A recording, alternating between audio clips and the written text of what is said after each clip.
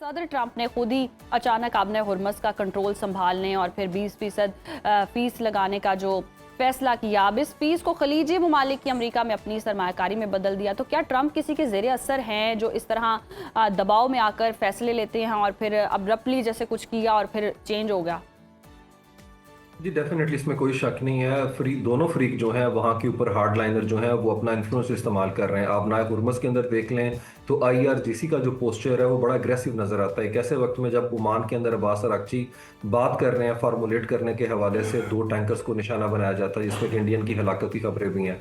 दूसरी तरफ अमेरिका के अंदर भी जो जायनिस्ट लॉबी है वो भी डोनाल्ड ट्रंप को बहुत ज्यादा पुश कर रही है इस हवाले से। देखिए, सारा मसला वही है, डोनाल्ड ट्रंप स्टक हो गए हैं इस सिचुएशन के अंदर। आबनाए हुर्मस को हर सूरत में ईरान ने रेगुलेट करना है। अगर आप देखें परसों का जो उनका इजलास था वो अवामी सतह के ऊपर उन्होंने 5 महीने बाद अपने पार्लियामेंट का इजलास बुलाया और उसमें रेड फ्लैग्स थे और वहां पे पार्लियामेंटेरियन कह रहे थे कि हमने बदला लेना आयतुल्लाह अली खामनाई के कत्ल का और उसके अंदर वेंजेंस की बातें हो रही हैं। ये वो अवामी सतह के ऊपर जो एहतजाज था अब हमें रिफ्लेक्ट करता नजर आता है सरकारी सतह के ऊपर, और डेफिनेटली इसके पीछे हमायत हासिल होगी आयतुल्लाह मुज्तबा की।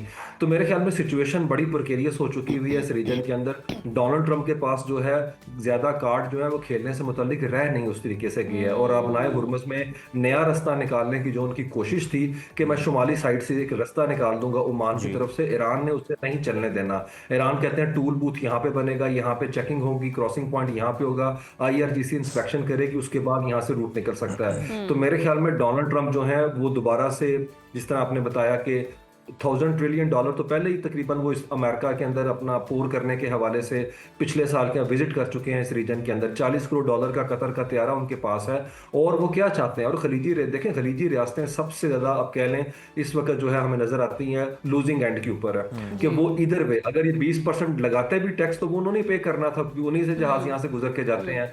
और दूसरी तरफ ये है कि वो ईरान के हमले जो हैं उसे भी अब्जॉर्ब कर रहे हैं, लड़ने की उनकी कैपेसिटी नहीं है वहां के ऊपर। अमेरिका उस तरह से डिफेंड नहीं कर रहा, बल्कि मेरे ख्याल में यहाँ के ऊपर आपको ग्रेट गेम समझनी होगी।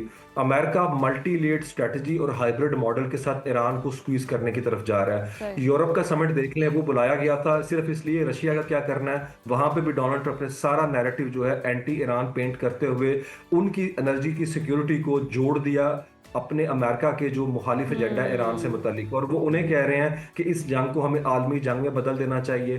फिर वो ईरान के बॉर्डर एरियाज के ऊपर जो है दबाव बढ़ाना चाहते हैं।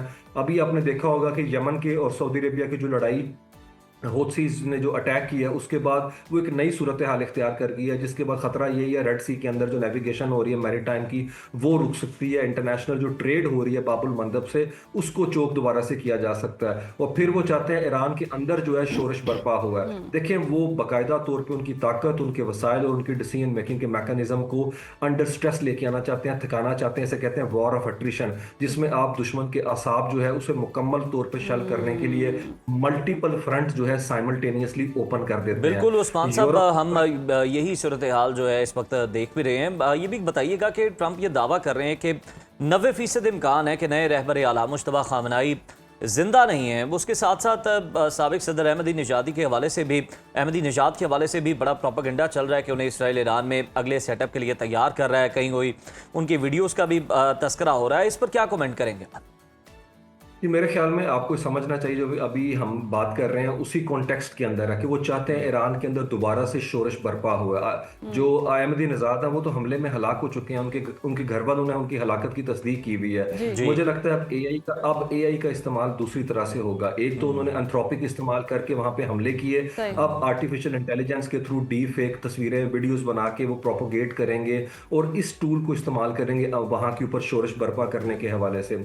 और दूसरी जो आपने बात की आयतुल्लाह मुज्तबा के हवाले से, तो उनकी तो ऑडियो तक आ चुकी हुई है, उनके बयानात भी हैं, लेकिन चूंकि खबरें यही हैं कि वो इस तरह शदीद जख्मी हुए हैं, उनका चेहरा थोड़ा सा डिसफिगर हो गया हुआ है, उनकी टांग जो है वो बहुत ज्यादा हमले में जख्मी हुई है, इस वजह से वो उस तरह मंजर आम के ऊपर नहीं आ रहे। इसी चीज को अमेरिका मैनिपुलेट करने की कोशिश कर रहा है और अभी खबरें आ रही हैं उनके वाटर सप्लाई सिस्टम को, उनकी पावर ग्रिड स्टेशन को, उनके बैंकिंग सिस्टम को हैक किया जा रहा है।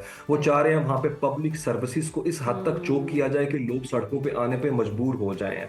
ये हमें सारा पैरा पैराडाइम जो है समझ आ रहा है कि अमेरिका किस तरीके से कोशिश कर रहा है अपनी स्ट्रेटेजिक आउटरीच बढ़ाने की, लेकिन मेरे ख्याल में ये कामयाब इसलिए नहीं हो सकती क्योंकि इसके बदले में क्या गल्फ स्टेट्स तैयार हैं अपने ऊपर अटैक करने के हवाले से। देखें, बहरीन में जब अटैक होता है तो उनकी मिलिट्री बेसिस सिविलियन आबादी के बड़े करीब है, 60% तो वहां पे अहलतशी कम्युनिटी है, तो क्या वो अब बर्दाश्त कर सकता है उनका सुन्नी रजीम कि अगर रिवोल्ट हो जाता है बहरीन के अंदर तो वो किस तरीके से उसको मैनेज करेंगे?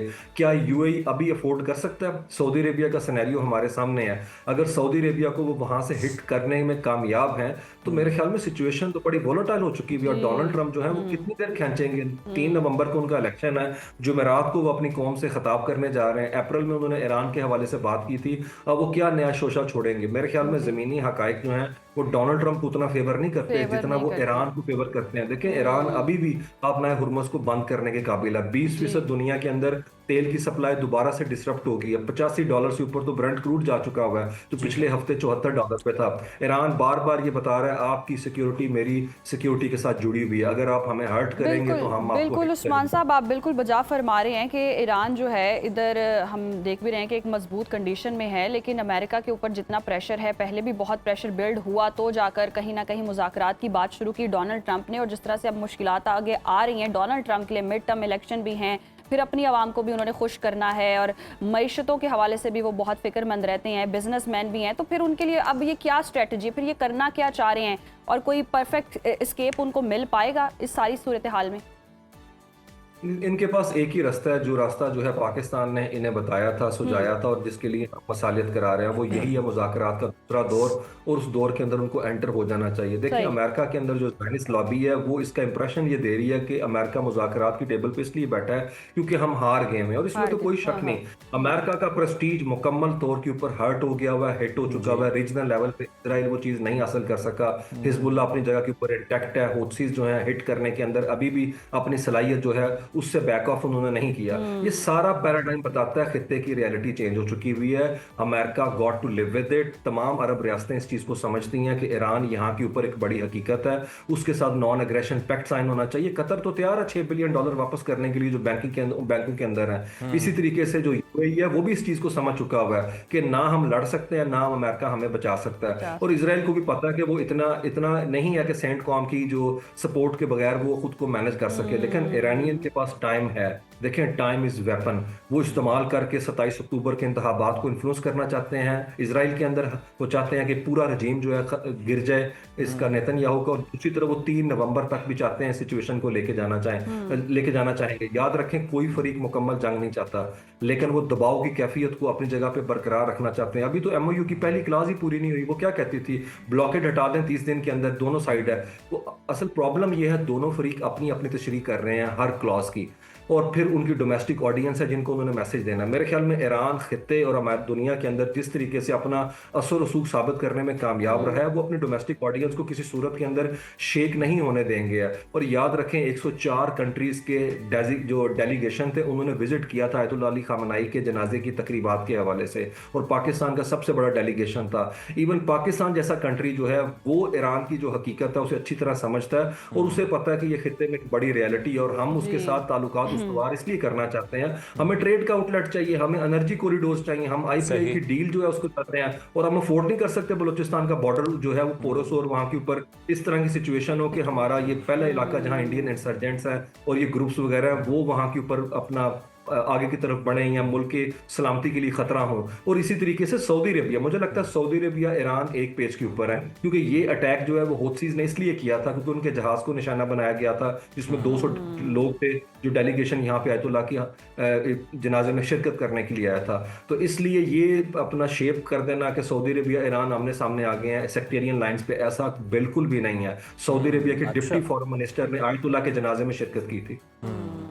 अच्छा उस्मान साहब, उसके अलावा हमें ये भी बताइएगा कि आपको क्या लगता है कि जिस तरह से आपने बड़ा खूबसूरती से बताया कि बिल्कुल जो तस्वुर किया जा रहा है कि शायद ईरान और सऊदीया के ताल्लुकात जो हैं वो हौसी हमलों के बाद फिर से बिगड़ गए हैं, लेकिन ऐसी सूरत हाल नहीं है। तो हमें ये बताइएगा कि खलीजी ममालिक जो हैं और जहाँ जहाँ अमेरिकन इंस्टॉलेशंस हैं, हमने देखा कि बहुत सारे ममालिक को ईरान ने कहा कि आप हमारे दोस्त हैं लेकिन हमारी आपके साथ कोई दुश्मनी नहीं है, लेकिन अगर अमरीकी तनसीबात आपकी सरजमीन पर हैं तो फिर आपको बात करनी होगी। तो अब आपको लगता है कि ये ममालिक अपना दिफा खुद से तो नहीं कर सकते, ना ही फौरी तौर पर कोई इस तरह की इनके पास स्ट्रेटजी है।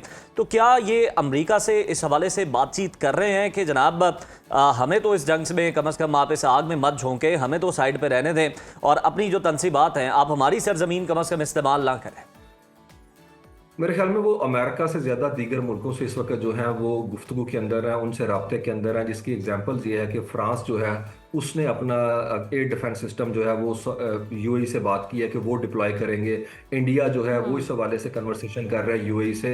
मेरे ख्याल में तकरीबन तमाम कंट्री जो हैं अपनी जो आप कह लें सिक्योरिटी के हवाले से चॉइसेस हैं उसे डाइवर्सिफाई कर रहे हैं। इसमें कोई शक नहीं, वो अमेरिका को तो नहीं कह सकते कि यहाँ से अपने जो इंस्टॉलेशन है उसे ख़त्म करें और अपने ट्रूप्स यहाँ से विड्रॉ कर दें, लेकिन वो अमेरिका के ऊपर मुकम्मल तौर पर रिलाई करने पर भी आमादा नज़र नहीं आते। देखें लॉन्ग टर्म उनकी पॉलिसी के अंदर एक मेजर शिफ्ट आएगा और सऊदी अरबिया ने तो पिछले साल ही सितंबर में पाकिस्तान के साथ डील करके पूरी दुनिया को मैसेज दे दिया था कि भाई we are on our own, हम अपने विंग्स पे रिलाई करेंगे, सिर्फ अमेरिका पे हम सोलली नहीं अपना खड़े रह सकते कि वो आकर रेस्क्यू करेंगे। और यही पैटर्न पूरे जीसीसी के तकरीबन तमाम कंट्रीज के हवाले से देखें। कुवैत नहीं बच सका, कतर को हिट किया गया, ओमान को, सऊदी अरेबिया को, यूएई को, कोई एक सिंगल कंट्री नहीं। और इनका आपस में जो जॉइंट ग्रुप है जीसीसी का मैकेनिज्म वो भी इस काबिल नहीं है कि वो जंगें लड़ सके या अटैक कर सके। देखें जहां पे बादशाहत होगी वहां पे फौज कमजोर होगी, क्योंकि उन्हें पता है कि हशर जो है वो इराक वाला होगा, मिस्र में फौज कब्जा कर लेगी।